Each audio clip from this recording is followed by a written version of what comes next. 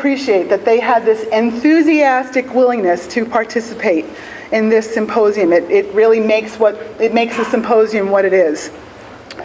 And also welcome to our faculty paper presenters. Some of you are coming from outside of Villanova, some of you are coming from far away, so we really appreciate that. Because we have such a exciting slate of talks, one after the other, as you notice, I will keep my comments pretty brief. I just want to basically focus on the aim of this gathering. Now, this Mendel Symposium was put together by a committee of 17 faculty from multiple disciplines and colleges across our campus. It was part of the Year of Mendel celebration, which we are having on campus in honor of the 80th anniversary of our conferring the Mendel Medal to a scientist whose work shows that religion and science, true religion and true science, don't conflict. We're honoring Gregor Mendel, and not only because he was an Augustinian, and this is an Augustinian university, although that's, certainly part of it, but because he basically single-handedly discovered the laws of heredity, laws that are the foundation of today's genetics. And he did this by carefully analyzing the results of thousands of breeding experiments with peas over 8 years. That's dedication. That's real dedication to finding out how nature works. And the key to Mendel was that he analyzed his results quantitatively, not just described them, but categorized those phenotypic classes, counted them, and looked at patterns. He was, in fact, one of the first people to apply mathematical analysis to biological data. Why did he do this, and why was he able to do this? Well, I believe that one of the influences had to have been that he had a multidisciplinary training. He was trained in the biology, the physics, and the math of his day, and those different disciplines with their different methods were swimming around in his head. That's what I think. And when those things are swimming around in one mind, new things happen. And so I think he was given the tools to see those hidden patterns in his data. And it led him to insights that everyone else missed, basically. So this cross-fertilization between disciplines and that fresh insight that it may give us, that's what this symposium hopefully is all about. We're here to think about the impact of genetics in our world from different perspectives: scientific, social, ethical, legal. And when we listen to different views on a matter like this, so we kind of see better how it fits in the whole scheme of things. And that's really important. It's actually critical, especially when it comes to genetics, because genetics is not only a science that is essential for understanding basic biology, basic life processes, understanding who and what we are as physical beings, it's also a technology, a practical biotechnology, and it has powerful and far-reaching effects on the practice of medicine, agriculture, law, and the social sciences. Genetics influences, not determines now, but influences, who we are, what diseases we are susceptible to, how long we'll live.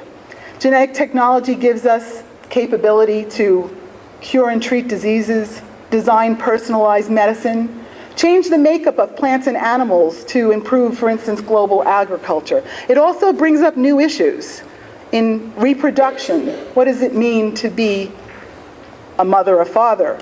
Human identity, genetic privacy. Do we want to know what our genetics is? Do we want everyone else to know? So whether we're here as academics, students, or the general public, it's fitting that we reflect on these things together. We reflect on the scientific, social, and ethical impact of genetics in our world. By bringing these different perspectives here to focus on issues that concern all of us, we're hoping that we'll come to a greater knowledge and maybe a deeper wisdom concerning how we could apply this information and knowledge in our society. So that's the hope of this symposium. That was the reason why we put it together, and I am so excited because we have such a great slew of speakers. If I tell you that when you ask people like this and these people say yes, that they'll come, it's a really exciting feeling.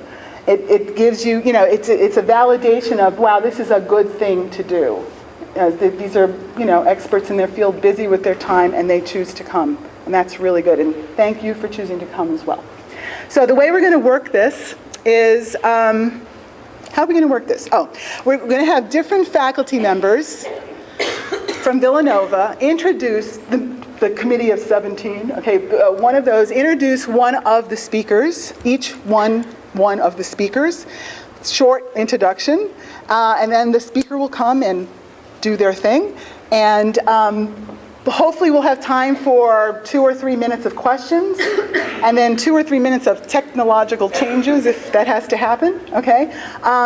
And all of that within a 45-minute slot, hopefully, so that we can get lunch, because we do want lunch, right? So maybe we'll have to eat at our seats, we'll see. But we have a 15-minute break between sessions, so that's it. So the first person is right here.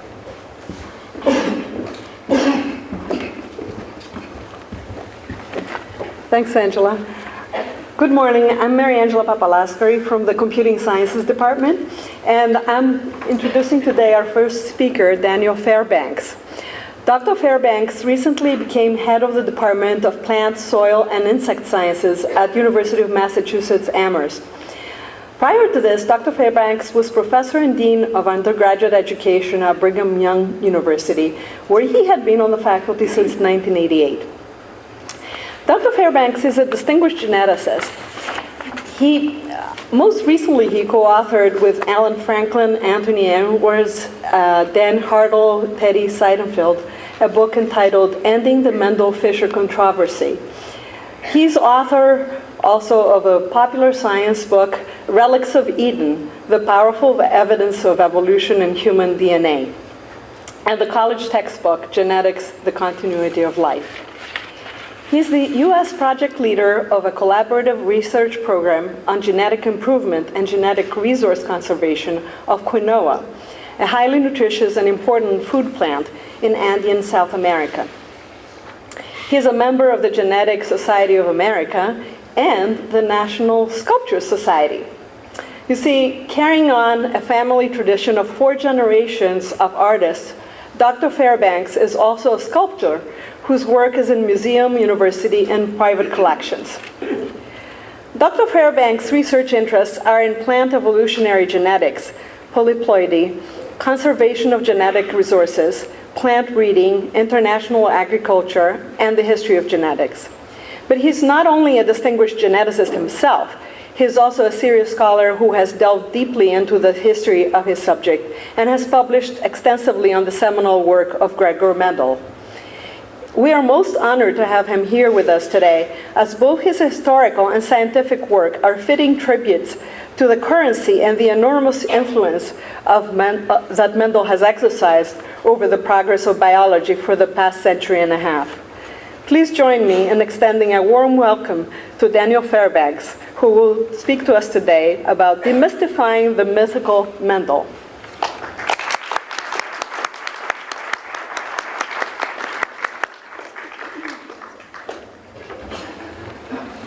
For my presentation today, we're going to do something a bit different, and that is I'm carrying on a family tradition of doing a sculpture demonstration as I speak. My grandfather often did these sorts of demonstrations of Abraham Lincoln, as did my father, and so as I speak today, I'll be doing a bust of Gregor Mendel, and hopefully we'll have it done well within a half hour. To begin, however, I'd like to talk a little bit about the myth of Gregor Mendel. Arguably, few scientists in history are more enigmatic than Mendel, and in fact, the fact that he was a monk was unrecognized during his day, and later became one of the most famous figures in the history of biology, creates a perfect background for the emergence of myth. A typical mythic depiction of Mendel is the following. A quiet, unassuming monk with plenty of time on his hands toils away in the monastery garden breeding peas. Dear brother Gregor, we grow tired of peas, his fellow monks would complain at the dinner table. Through a fortuitous combination of luck, tenacity, and genius, he unravels the great mystery of life, the universal laws of heredity, which are the keys to Darwin's theory of evolution, and at just the right time. His work was nearing completion just as Darwin published Origin of Species. Tragically, as fate would have it, he was too far ahead of his time. In spite of his many attempts to gain recognition, his words fell on deaf ears. He sent reprints of his article to many prominent scientists, all of whom would reject or ignore it, Darwin among them. Sadly, Darwin's copy of Mendel's paper was found uncut at Down House after his death. Ah, if only Darwin had read it, one can only imagine the meeting of the minds between the two greatest naturalists of the 19th century. The downtrodden yet hopeful monk would live a lifetime of rejection, ridicule, and neglect, uttering with confidence to his friends, "My time will surely come." The vindication he longed for would languish for 16 years after his death and 35 years after his discovery. Historians would later brand it the long neglect. As one author put it, Mendel was destined to live one life painfully in the flesh, and another the intellectual life of which he dreamed in the following century. Finally, 3 botanists would rediscover his work at the dawn of a new century, and the world would finally revere the long-neglected genius, recognizing him as the father of a new science that can be traced to the mind of a single man. Even in his newly found posthumous fame, however, his reputation would suffer. W.F.R. Weldon would apply the newly discovered chi-square test to Mendel's data and question their truthfulness. In response, William Bateson, Mendel's bulldog, would publish an impassioned defense. Even Bateson, however, could not accept that Mendel was fully forthcoming. According to Bateson, Mendel's experiments must have been fictitious. Then came the great bombshell. The renowned statistician Sir Ronald Fisher would expose Mendel as a fraud. Mendel's data were quite simply too good to be true, in Fisher's words, quote, falsified so as to agree closely with Mendel's expectations, close quote. Words appearing in print to describe Mendel and his work included fictitious, abominable, falsified, shocking, hanky-panky in the monastery, and betrayer of the truth. Revisionist historians would later call the whole of Mendel's work into question. According to some, it was not ahead of its time, but squarely within the context of 19th century biology. Neither the law of segregation nor the law of independent assortment, some said, are to be found in Mendel's paper. Mendel never carried out these experiments in the garden, but rather only on the pages of his notebooks. Mendelism came into being historically as a sophisticated form of the doctrine of special creation, and it stood in open conflict with the Darwinian concept of evolution, and Mendel's sole objective in writing his paper was to voice his opposition to Darwin. In essence, Mendel had been stripped of nearly everything attributed to him. Some would come to Mendel's defense, as one author put it, to clear the name of an honest man. Others would admit, however, that even though there are serious issues with his work, what does it matter? After all, he got it right. Sapp aptly referred to the wide variety of accounts as the 9 lives of Gregor Mendel.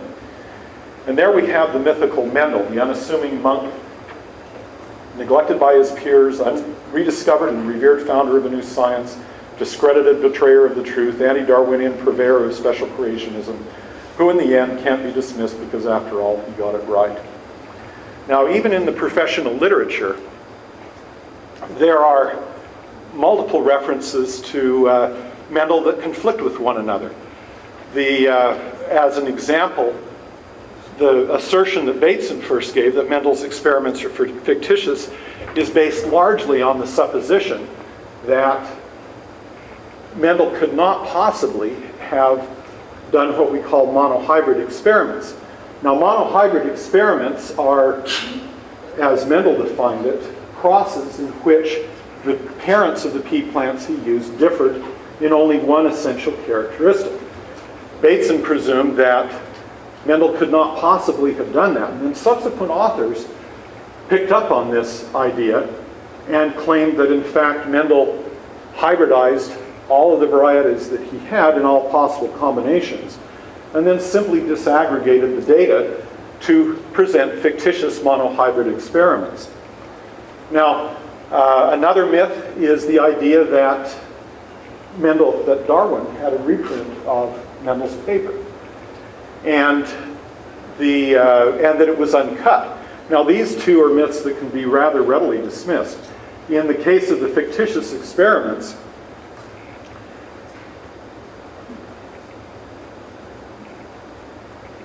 Bateson's assertion that the varieties were too variable for Mendel to have possibly conducted monohybrid experiments is something that, if we look at the composition of varieties in Mendel's day, of pea varieties, we find that it is actually quite simple to conduct monohybrid experiments, both with the older varieties as well as the current ones. And so a simple appeal to botany in this case readily clarifies the issue. Regarding the idea that Mendel had a reprint of Darwin's paper, or that Darwin had a reprint of Mendel's paper, there's no evidence whatsoever that Mendel sent a reprint of his paper to Darwin, or that he made any attempt whatsoever to contact Darwin.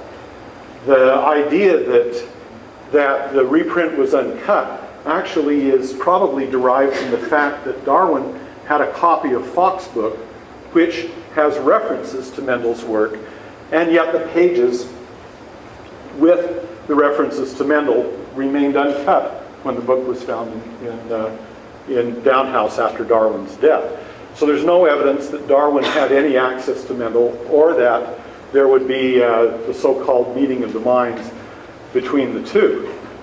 Another assertion that is common about what we might call the mythical Mendel is the notion that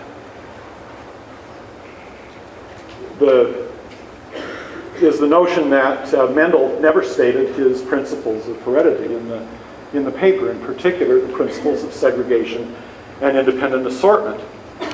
And yet, if we turn to his paper itself, we can find some very clear cases of these two principles. For instance, the principle of segregation, coming directly from the paper, the differing elements succeed in escaping from the enforced association only at the stage at which the reproductive cells develop. In the formation of these cells, all elements present participate in a completely free and uniform fashion, and only those that differ separate from one another. His statement of independent assortment is as lucid a description as that found in textbooks. He said the behavior of each pair of differing traits in a hybrid association is independent of all other differences in the two parental plants. Therefore, the assertion that Mendel did not include these laws in his paper, although they're not stated quite as straightforwardly as we might see them in textbooks, is also one that can be fairly readily dismissed after reading his paper.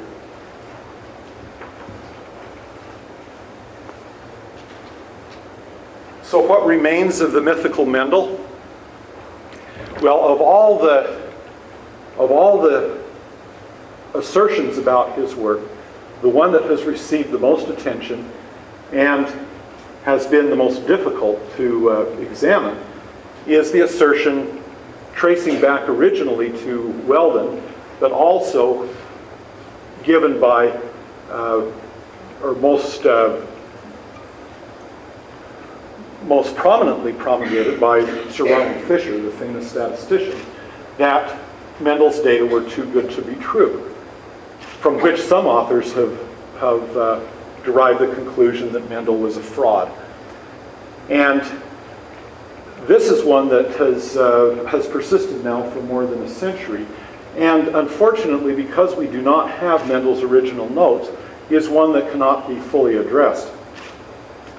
However, among the things that Fisher asserted, if we look at the whole of the data, there are indeed problems with, and apply statistical tests to them, there are indeed problems with the data that suggest that, in fact, they are too good to be true. The most serious of Fisher's assertions, however, comes from a set of experiments in which Mendel appeared to come to derive data that were too close to an incorrect expectation. And that's where the crux of the accusation of fraud comes into play. Now, to describe these, let me sort of briefly indicate which experiments we're dealing with. When Mendel conducted his monohybrid experiments, he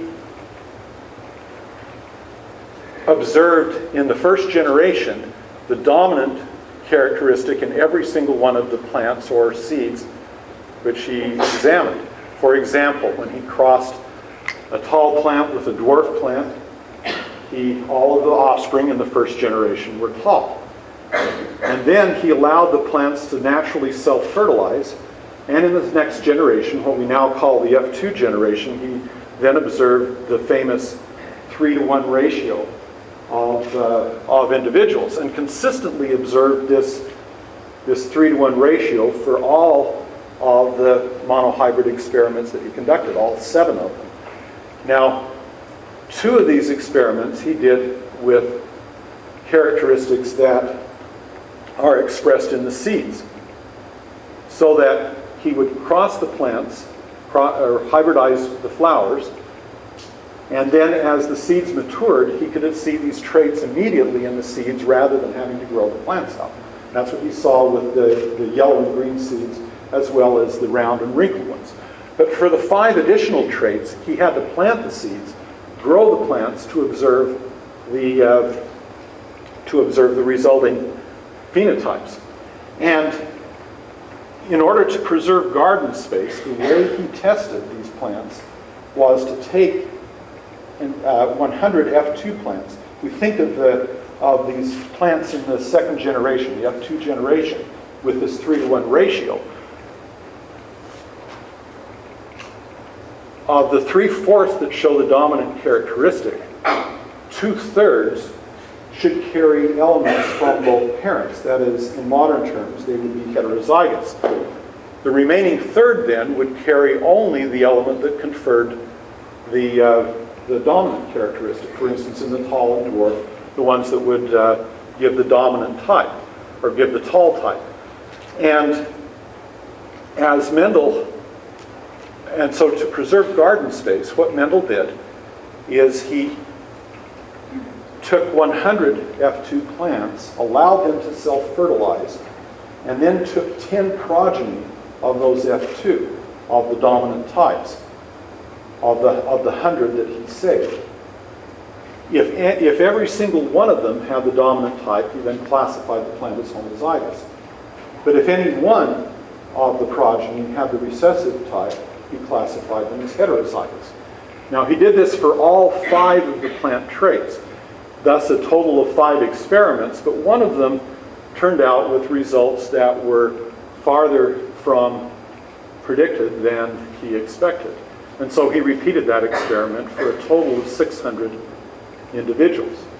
Now, the expectation that he had is that 2/3 of each of these would be heterozygous and 1/3 be homozygous. Therefore, a 2-to-1 ratio among the dominant types. Now, as Fisher pointed out, however, there was a slight flaw in Mendel's reasoning here. And that is, if we look at the dominant types, he should have misclassified approximately 5.6% of them. The reason being that some heterozygous individuals would produce 10 individuals that had all the dominant type, and the probability of that is about 5.6%. And therefore, the expected ratio is not 2-to-1, but rather somewhat less than that, by a factor of about 5.6%.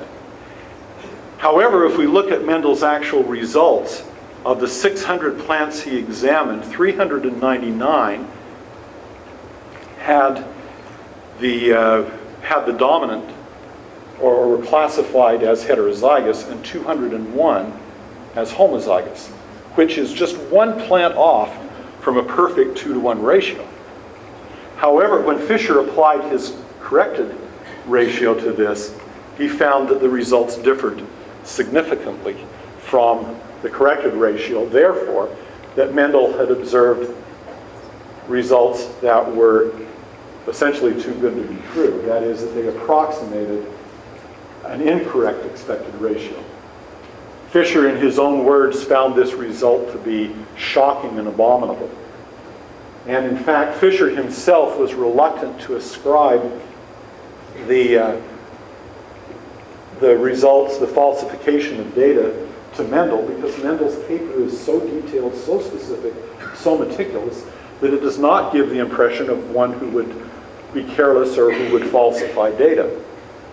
And therefore, Fisher ascribed the error to an assistant who was unnamed, because he simply couldn't bring himself at that point to ascribe it to Mendel.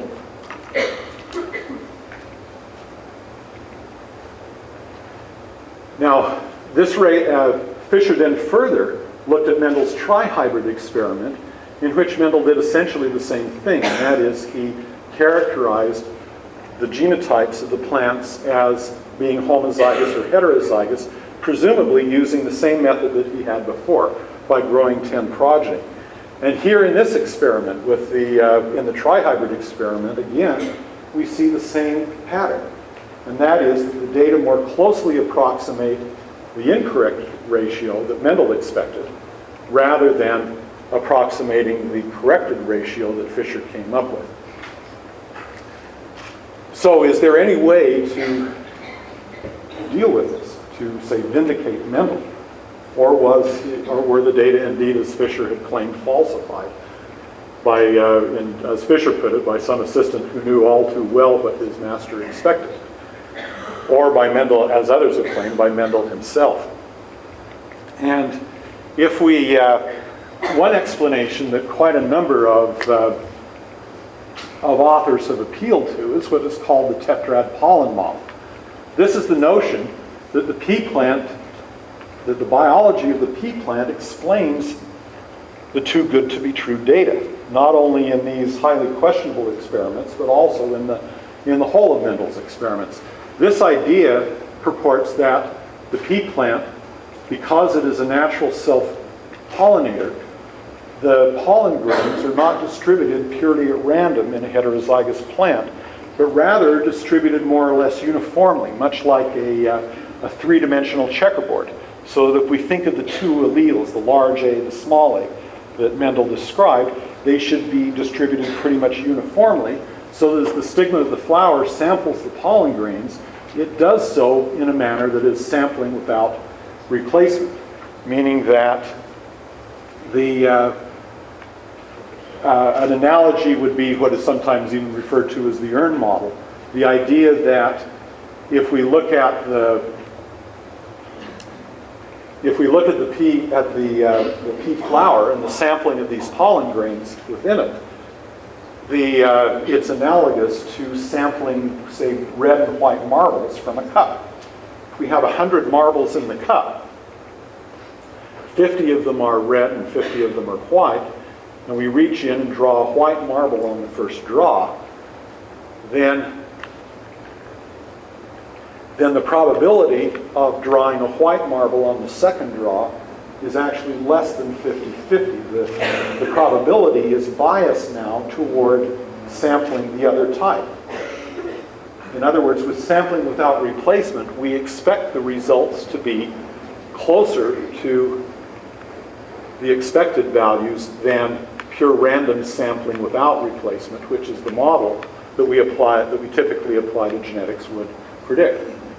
And thus, if in the pea plant this pollen tetrad model is underway,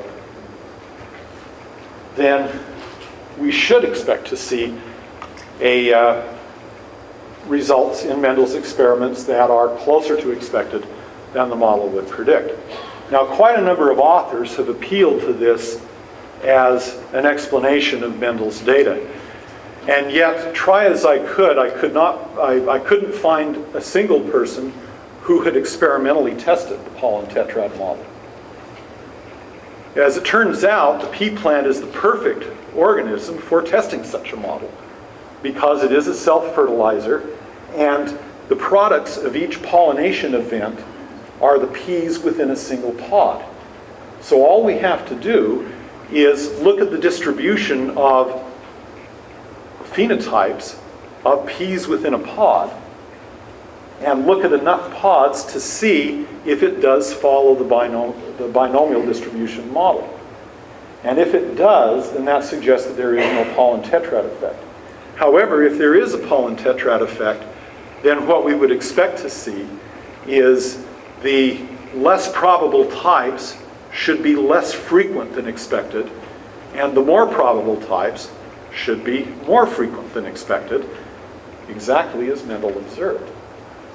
So can the pollen tetrad model then explain Mendel's results? And as I mentioned, quite a number of authors have actually appealed to it.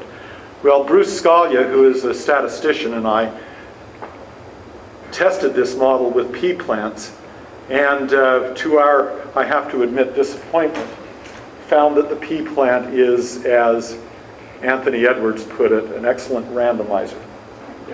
That is the tetrad pollen model. We found no evidence whatsoever in a series of 3 experiments that the pollen tetrad model could possibly explain the bias in the results of Mendel's work. So is there any vindication then for Mendel? Well, one of the remarkable things about Mendel's paper is its exquisite detail and his attention to botanical principles. As a botanist and as a plant breeder, I'm continually amazed as I read his paper because it has so many details that are consistent with the botany of the pea plant. And in fact, very subtle details. One of the marvels of Mendel's paper is how detailed he made it. He included exquisite detail about very subtle botanical characteristics. Among them, for instance, that the dwarfed pea plants, the dwarf and tall types, could be distinguished very readily as seedlings. And in fact, the way that Mendel put it in his paper is that as he examined the dwarf and tall plants, he had to carefully lift the dwarf seedlings from their beds so that they would not be overshadowed by their tall brothers and sisters. And because this trait is very visible right at the earliest stages in seedlings. Another subtle botanical characteristic that appears in Mendel's paper is what we as geneticists call pleiotropy, the pleiotropic effect for flower color and the opaque or transparent nature of seed coats. And that is, any plant that has purple flowers will also have purple pigmentation in the axils of the leaves. That is just a small purple ring around each leaf axil of multiple axils along the plants. And that appears also in seedlings, as Mendel noted. And it's something that Mendel was able to observe in plants that had germinated just a week or two after planting. In other words, it's possible for a pea breeder to predict with 100% accuracy what the flower color of a pea plant will be long before it has flowered by simply looking for these purple and the presence or absence of the purple pigmentation in the leaf axils. And those two subtleties are key to understanding the progeny experiments that Mendel did, the ones that gave Fischer such concern. In fact, let's return to those for just a moment.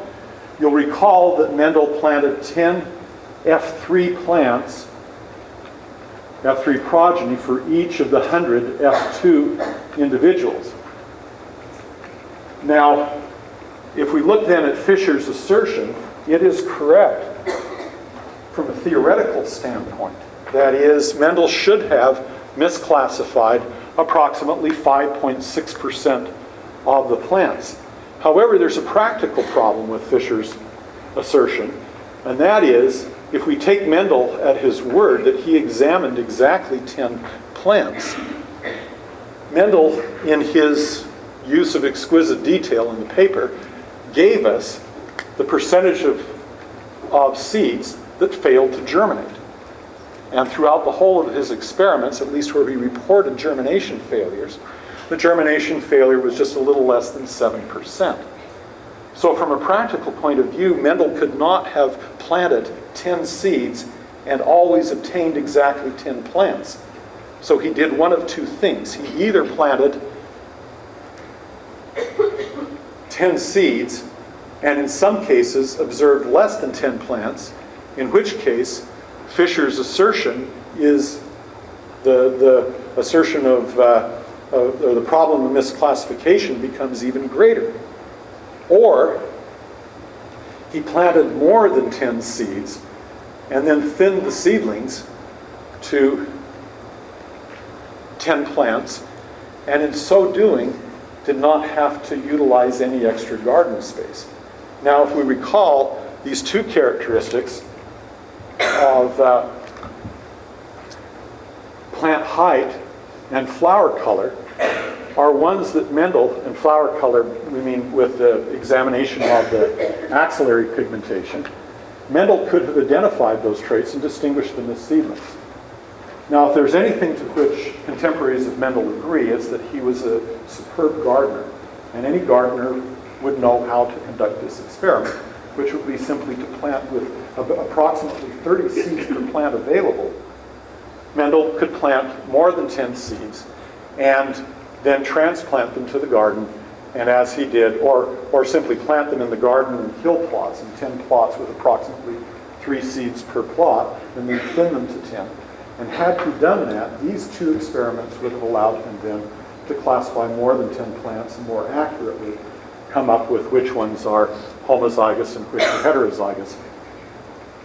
And as, if indeed this is what he did, then Fisher's assertion loses much of its, or much of the concern that we might have over Fisher's assertion is lost. And in fact, if we look at those two experiments, they explain more than half of the bias toward the incorrect expectation. And if we exclude them, then there is no statistical bias toward the incorrect expectation that gave Fisher such concern. It also may help us understand why Mendel chose flower color in addition to seed shape and seed color for his trihybrid experiment. If we think about it, this actually is probably the worst of all possible choices to choose flower color because of the pleiotropic effect of the seed coats. He's looking at the difference between green and yellow seeds, and yet because of the opaque seed coats on purple flowered plants, he cannot see the color of those seeds. He would have to go in and scrape away the seed coat to see it. It would have made much more sense to use white flowered plants and some other characteristic. Also, authors have said he had to go an additional year by choosing flower color. And yet the fact that he could observe the purple pigmentation in seedlings meant that he didn't have to go an additional year. He only had to go about 2 to 3 weeks beyond the maturity of the plants to go ahead and score them in the trihybrid experiments.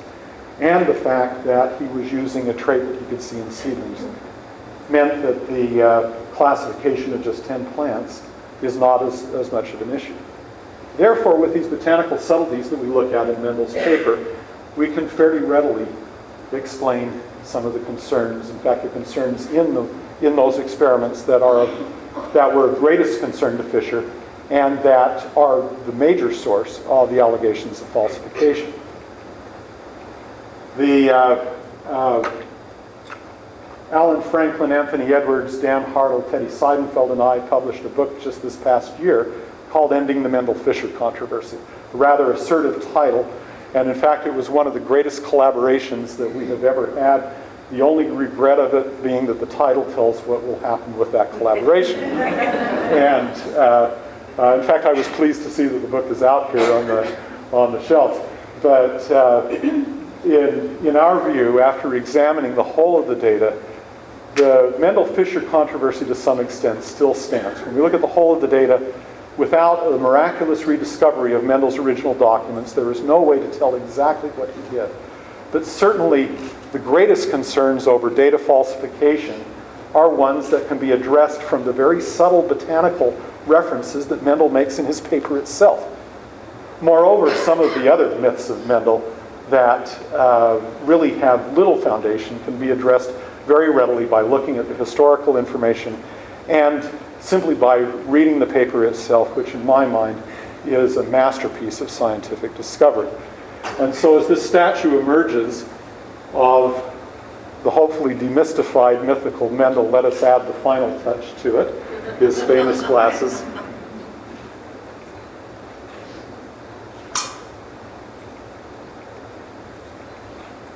And there we have it, hopefully the demystified mythical Mendel.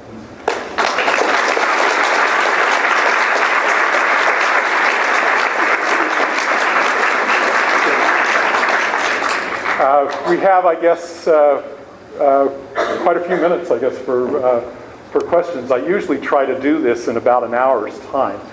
And so I was a bit rushed with it, and in rushing, I actually did it faster than I thought I would.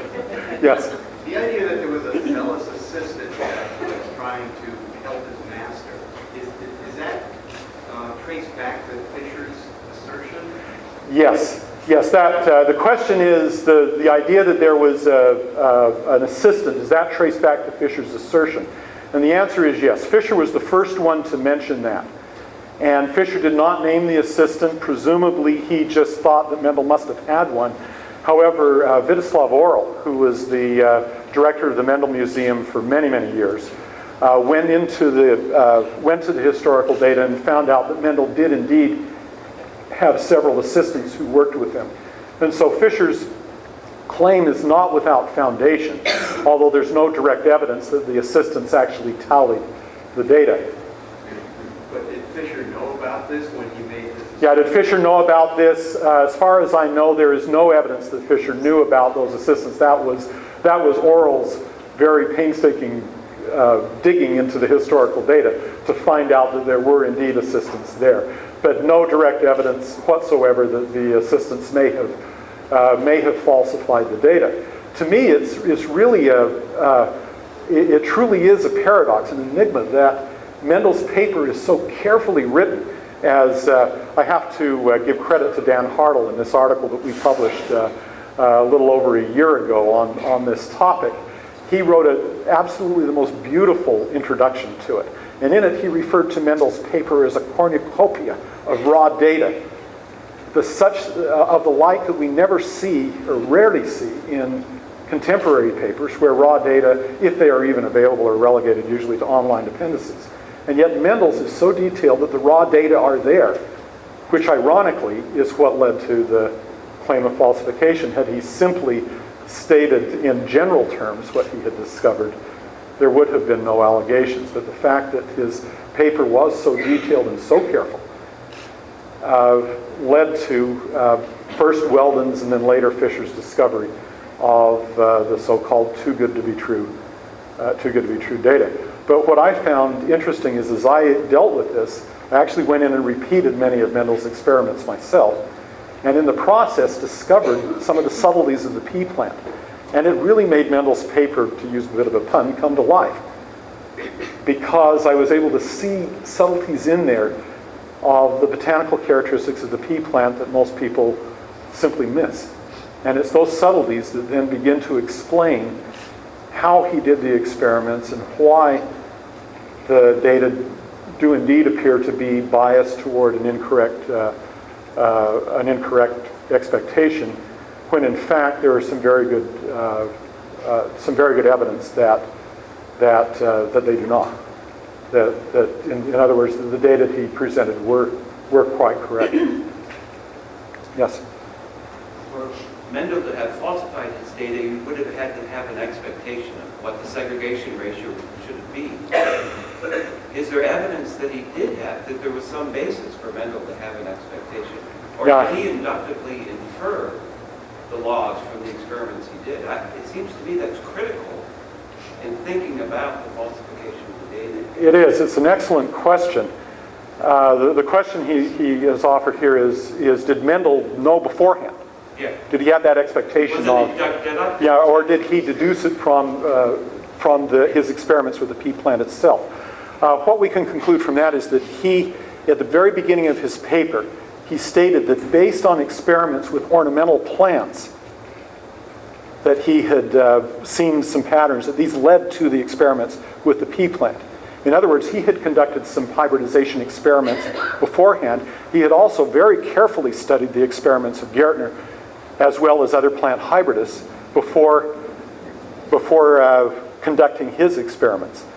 And so there is some evidence that he probably knew beforehand, at least to some degree, what to expect. But he specifically chose the pea plant because of its true breeding characteristic, its natural tendency to self-fertilize, plus the ability that he knew beforehand that it could be readily hybridized, and that it had some very discrete, discontinuous characteristics. And so there's a very good chance that he knew to some extent what to expect beforehand.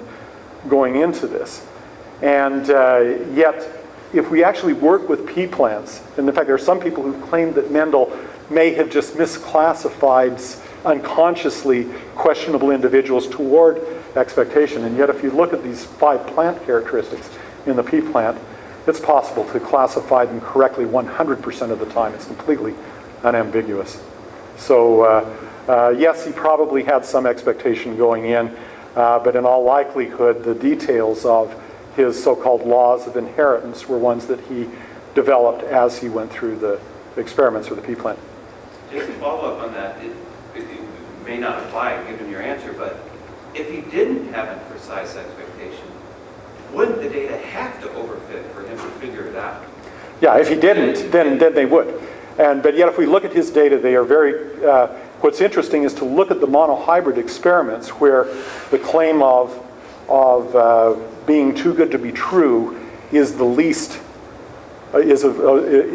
concern. We see more variation in those experiments than any others. And here's where another subtlety in his paper comes up.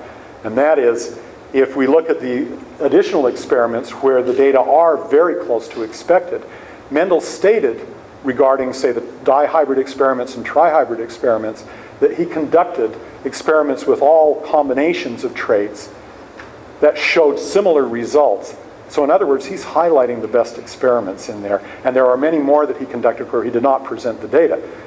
And looking at the too good to be true data, we would have to look at all of the data to see if all of them really are too good to be true, which he did not present. And so by selectively picking the best ones, which is what most of us would do, I think, if we were highlighting the experiments, we see a bias that 20th century statisticians would recognize.